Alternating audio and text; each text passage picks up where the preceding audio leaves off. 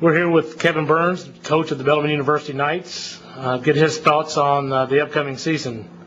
Coach Burns, what are the strength of your team going into the 2012 season? I'd say our biggest strength going into the season is the fact we have 31 upperclassmen on the team. We have 18 seniors. There's a lot of guys with a ton of game experience, and they've been great leaders so far leading up to our first games, and I'm sure they'll continue to be throughout the rest of the year. And what are the areas of concern for your program? Well, the team has had 3 different head coaches in the last 3 years, with the passing of Jack McGettrick and then Bart Sullivan taking over as interim coach. There's been a lot of different systems put in place over the last 3 years. So to get a consistency through all those upperclassmen who are used to 3 different ways of doing things is going to be the toughest challenge for us this year. Your incoming class, can you point to a player or so who would have an immediate impact to your team's success? I'd say there's 2 guys that are going to have immediate impact right off the bat. Both freshmen, Bobby Schmidt, who's from Louisville, and Ryan Sinta, who's also a Louisville native. Both are going to have a very significant amount of playing time this year and have huge roles in our success. What team goals do you have for your program? I think our ultimate team goal is to make the ECAC tournament. It's something that's never been accomplished here at Bellarmine, and I think with the amount of upperclassmen that we have and the amount of leadership we have, they'd like to go out on a high note by competing against the best of the best in our conference. What's the toughest aspect of playing in the ECAC Lacrosse League, the fact that the conference is arguably the nation's largest in terms of geography? I'd say the toughest aspect is the geography issue that we have. It's a lot of team travel, flying from Colorado all the way out to the East Coast.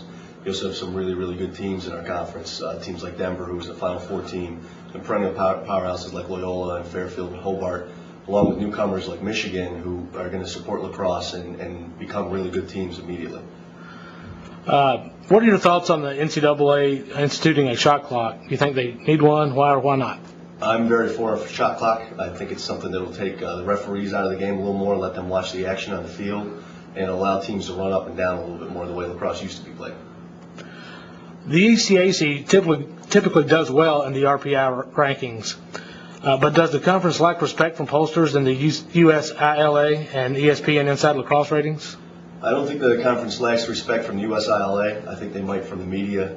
Having a lot of teams not based on the East Coast where the traditional powerhouses are, I think it hurts us a little bit in the media's eyes, but in terms of the other coaches and the other players around the country, I think they understand how tough of a conference the ECAC is. We have a new member, University of Michigan, coming into the league. What do they bring as the newest member? Michigan joining the conference definitely brings national name recognition immediately to the conference. It's one school that everybody in the country knows, no matter if they know lacrosse or not, they know Michigan. So it's really great for the ECAC in terms of brand recognition across the country. And what are you looking forward to the most about 2012 for your program, the ECAC, and the state of the game? I'm just looking forward to getting out there and playing against some other teams. We've been playing against each other all fall, all spring. We're going into our first games now, and it's just exciting to get to play against somebody else finally and see how this team's really going to be all year.